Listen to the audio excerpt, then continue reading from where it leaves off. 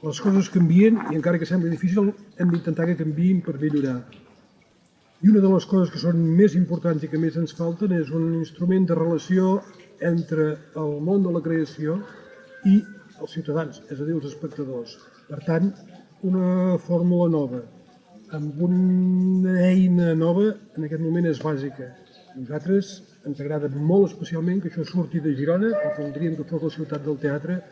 Per tant, nosaltres donem tot el suport a Proscènim i, a més, demanem que dongueu, sisplau, suport també a Proscènim, la nova revista.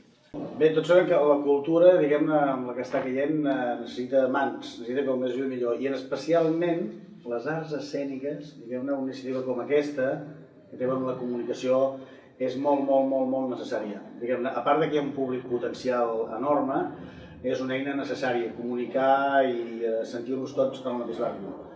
Apoyeu a la revista Proscènim. Malos tiempos para la lírica, deia el Valle Inclán, temps foscos, com diria Albertolt Brecht.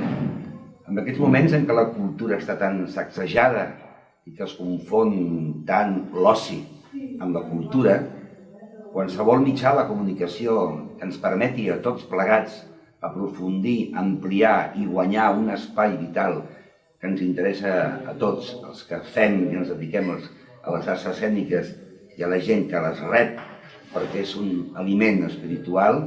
Qualsevol cosa que es faci ara que som a l'era digital és bo.